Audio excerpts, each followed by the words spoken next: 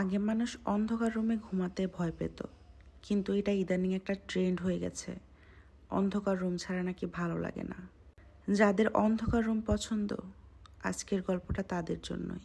বড় আপু বাসায় ডেকেছে, তার মেয়ের ইদানিং খুব সমস্যা হচ্ছে। সে নাকি ঘুমানোর সময় কাকে দেখতে পায়। আপুর বাসা গ্রিন রোডে, মুসলিম বিরিয়ানির পাশে। আপু বাসায় গেলে 2 প্লেট বিরিয়ানি এনে খাওয়ায়, তাই আপু ডাকলে আমি আর না করি না। আজকেও ক্লাস শেষে বাসে চেপে আপুর বাসায় চলে গেলাম। আপুর মেয়ের নাম মাইশাবা। মাইশাবা এবার ক্লাস 2তে উঠেছে। আমাকে একদমই দেখতে পারে না। আমি গেলেই কেন যেন খুব বিরক্ত হয়। আজকেও হলো। ওর মাকে সরাসরি বলল, আম্মু তুমি মামাকে ডেকেছো কেন? মামা যে বোকা, খালি বিরিয়ানি খেয়ে চলে যাবে, কোনো হেল্প করবে না। আপু বলল, তাহলে তোমার পাপাকে বলো। পাপা তো ব্যস্ত, তার তোমার কথা শোনার সময় নাই। এখন যা বলার মামাকে বলতে হবে। আর মামাকে নিয়ে কখনো এসব কথা বলবে না, মামা কষ্ট পায়। মাইশাবা এমন একটা ভাব করলো যে ও কষ্ট পেলে আমার কি। আমার হাত ধরে ও রুমে নিয়ে গেল। এরপর ঘরের অন্ধকার কোণাটা দেখিয়ে বলল, এই যে এই কোণাটা দেখছো না? আম্মু লাইট নিভিয়ে চলে যাওয়ার পর এখানে কে যেন দাঁড়িয়ে থাকে, আবার মাঝে মাঝে হাততালিও দেয়। আমি বললাম, কি এমন করে? তার চেহারা দেখেছ? পরিচিত কেউ? মাইশাবা প্রচণ্ড বিরক্ত হয়ে বলল, তুমি আসলেই বোকা। পরিচিত কেউ হলে আমি ভয় পাবো কেন? ওনাকে আমি দেখি নাই কোনো দিন। ছেলে না মেয়ে? একটা বুড়া লোক। রাতে 2 প্লেট বিরিয়ানি খেয়ে বিছানায় এসে শুয়েছি। অনেকদিন পর বিরিয়ানি খেয়ে খুব ঘুম পাচ্ছে, ঘুম দেওয়া দরকার। আমি মাইশাবার রুমে আছি। ওর বিছানা অনেক তুলতুলে, শুইলেই ঘুম আসে। একটু তন্দ্রাভাব এসেছে, এর মাঝে ফোন বাজলো। তুলে দেখি সাদিক। এই কই তুই? আপুর বাসায় আসছি। রাতে ফিরবি না হলে? না, রাতে আর ফিরবো না। ধুর বেটা, বইলা যাবি না? একটা অস্থির স্টোরি আসছিল, কভার করতে পারতাম। কি স্টোরি? তোকে বলবো না, তুই ঘুমা। আমি আতিকরে নিয়ে স্টোরি কভার দিই, তুই সকালে পেপারে পড়িস। আমার নামটাও দিয়া দিস রিপোর্টার হিসাবে। তোর কচু দিমো বলে ফোনটা রেখে দিল। আমি আবার তন্দ্রাভাবে চলে গেলাম। সাদিকের ফোন পেয়ে মোটেও চিন্তা করছি না। ও ছোটোখাটো ঘটনাকে অনেক বড় করে বলে।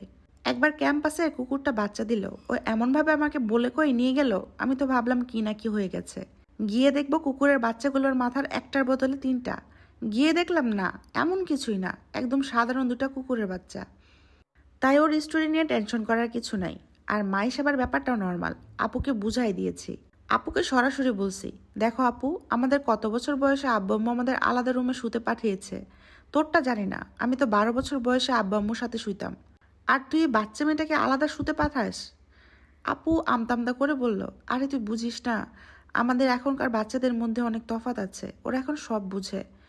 আর তোর দুলাভাইয়ের সাথে একসাথে রাখলেও সমস্যা? কোনো সমস্যাই না, ও একা থাকলে ভয় পাচ্ছে, উল্টাপাল্টা ইমাজিনেশন করছে। তোরা ওকে নিয়ে ঘুমা দেখ, কয়দিন ঠিক হয়ে যাবে, আর কিছুই দেখবে না। আপু আজকে মায়েশাবাকে নিয়েই শুয়েছে। আমার আর চিন্তা নাই, ঘুমিয়ে পড়েছি। একটু একটু স্বপ্ন দেখা শুরু করেছি। স্বপ্নে বিরিয়ানি খাবার দৃশ্য এসেছে। হঠাৎ একটা শব্দে আমার ঘুম ভেঙে গেল। মনে হলো কে যেন হাততালি দিচ্ছে। আমি উঠে বসলাম। ঘর অন্ধকার। পাশের ড্রয়িং রুমে জ্বলা ডিম লাইটের হালকা আলো আসছে। সেই আলোতে ঘরের কিছু অংশ আলোকিত হয়েছে, কিছু অংশ অন্ধকারে। এই আলো আর আধার ঘেরা পরিবেশটাকে আরো রহস্যময় করে তুলছে। ঘরটাকে যেন আমি চিনতে পারছি না, অথচ এই ঘরটা আমার ভীষণ চেনা। আপুর বাড়ি এলে সারাদিন এই ঘরটাতেই কাটাই। আমার সামনে দেয়াল, দেয়ালটা যে কোণে আরেকটা দেয়ালের সাথে মিশেছে, সে কোণাটা অন্ধকার। গাঢ় অন্ধকারে কিছুই দেখা যাচ্ছে না সেখানে, অথচ আমার মনে হচ্ছে ওখানে কে যেন দাঁড়িয়ে আছে। আমি ডাকলাম, আপু, আপু, তুই কি ওখানে দাঁড়িয়ে আছিস? কোনো উত্তর এলো না। দুলাভাই, দুলাভাই আসছেন? উত্তর নাই। হঠাৎ আমি বুঝলাম মাইশাবা। মাইশাবা দাঁড়িয়ে আছে। আমাকে ভয় দেখানোর জন্য এমন করছে হয়তো, জানে আমি ভয় পাবো। আগেও এমন করেছে। ভীষণ ফাজিল হয়েছে। আমাকে ভয় পেতে দেখলে ও মজা পাবে। আমি তাই ঠিক করলাম ভয় পাবো না, ভান করবো আমি কিছুই মনে করি নাই। সেরকমটাই করলাম। বিছানায় শুয়ে পড়লাম। ওই কোণাটার দিকে চোখ রেখেই শুইলাম। মাইশাবাকে দেখাবো আমি একটুও ভয় পাই না। মাইশাবা এখনো অন্ধকার থেকে বের হচ্ছে না। আমি তবুও তাকিয়ে আছি। মাইশাবা নিশ্চয়ই আমাকে দেখছে। দেখুক, তার মামা ভয় পায় না। অন্ধকারে অনেকক্ষণ তাকিয়ে থাকলে চোখে অন্ধকার শুয়ে আসে। আমারও এলো। কোনায় যে দাঁড়িয়ে আছে তাকে আবছাভাবে দেখতে পাচ্ছি। যে দাঁড়িয়ে আছে সে 5.5 ফুটের মতো লম্বা। মাইশাবা মাত্র 3 ফুট। তার মানে যে দাঁড়িয়ে আছে সে মাইশাবা না। ভয়ের একটা শীতল স্রোত আমার মেরুদণ্ড বেয়ে নেমে গেল। আমি ভাঙা গলায় ডাকলাম, কে? কে ওখানে? জবাবে 2 হাত একটু আলোতে এনে হাততালি দিল সে। আমি প্রচণ্ড ভয় আর আতঙ্ক নিয়ে তাকিয়ে রইলাম। লোকটা একটু একটু করে সামনে এগিয়ে এলো। আমি দেখলাম একটা বৃদ্ধ মুখ, মাথায় চুল কম, সাদা, মুখে অদ্ভুত এক হাসি, যে হাসি দেখলে মনে হয় শয়তান নিজেদের সে তার মুখটাকে এমনভাবে এঁকে দিয়ে গিয়েছে। দাঁতগুলো হলদেটে, পোকায় খাওয়া। এ লোককে আমি জীবনেও দেখি নাই। আমি চিৎকার করে ডাকলাম, আপু, এ আপু, বাঁচা আমাকে। আপু আর দুলাভাই দুইজনে দৌড়ে এলো। দুইজনের মুখে উদ্বেগ। দুলাভাই বলল, কি ব্যাপার? তুমি তো মাইশাবার মতো চেঁচামেচো করছো। আমি বললাম, মাইশাবা যা দেখে সব সত্যি। একটা বুড়ো লোক এখানে দাঁড়িয়েছিল। দুলাভাই প্রচণ্ড অর্থ হাসিতে ফেটে পড়লেন। হাসতে হাসতে আপুর দিকে তাকিয়ে বললেন, ওকে আজকে বিরিয়ানি বেশি দিয়েছো নাকি? আপু বলল, না, প্রতিদিনের মতো 2 প্লেট দিয়েছি। দুলাভাই বললেন, 2 প্লেট খেয়ে নেশা হয়ে গেল? উল্টোপাল্টা জিনিস দেখা শুরু করে দিল। আমি রাগে লজ্জায় আর কিছু বললাম না, শুধু বলে রাখলাম ঘুমায় হয়তো স্বপ্ন দেখেছি। আপু আর দুলাভাই হাসতে হাসতে চলে গেলেন। আমি বিছানায় শুইলাম, কিন্তু ঘুমাতে পারলাম না। সারা রাত জেগেছিলাম। পরদিন সকালে আপুর বাসায় নাস্তা সেরে চলে গেলাম ক্যাম্পাসে। আমাদের হলে এক ভাই আছে, উনি এসব আজীব অদ্ভুত জিনিস নিয়ে রিসার্চ করেন। একবার একটা পেপারও বের করতে চেয়েছিলেন। পরে স্যারেরা এমন ধমক দিয়েছিল যে বেচারা 3 দিন লজ্জায় ক্লাসেই যায় নাই। তো ভাইকে গিয়ে দৌড়লাম, তাকে পুরো কাহিনী বললাম। তিনি গম্ভীর মুখে সবটা শুনলেন। বললেন, কানিভূত নামে একটা ভূতের কথা গ্রাম বাংলায় প্রচলিত আছে। এই ভূত ঘরের কোণা থেকে বাচ্চাদের ভয় দেখায়। আমি কি তাহলে কালকে কানিভূত দেখেছি?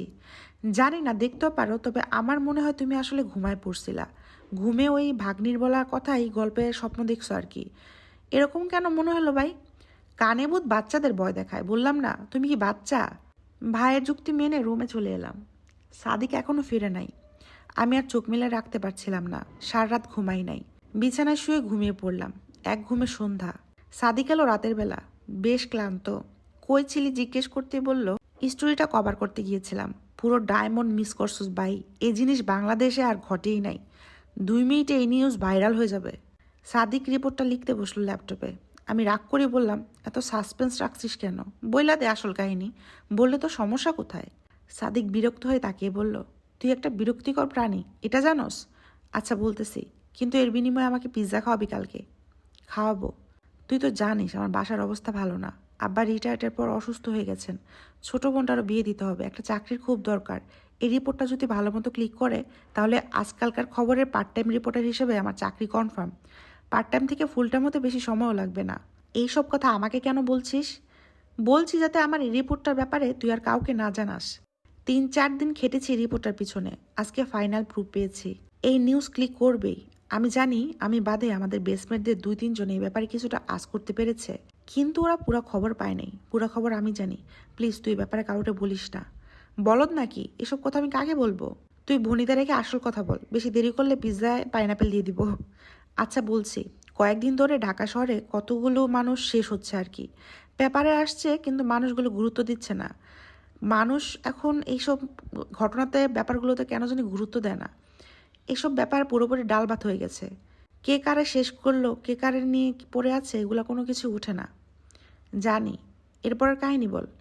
এই ঘটনাগুলোর পিছনে মানুষ গুরুত্ব না দেওয়ার আরেকটা কারণ হলো, এগুলো যে সরাসরি কেউ কাউকে শেষ করেছে তাও বলা হচ্ছে না। মিরপুরে গৃহবধূর রহস্যজনকভাবে গত হয়ে যাওয়া, এ হচ্ছে নিউজের অবস্থা।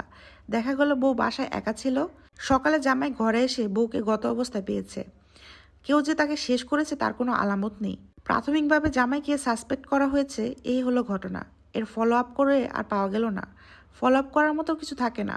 পোস্টমর্টম রিপোর্টে পাওয়া যায় বউ হার্ট অ্যাটাকে গত হয়ে গেছে, জামাই নির্দোষ। এই খবর আর কে খাবে?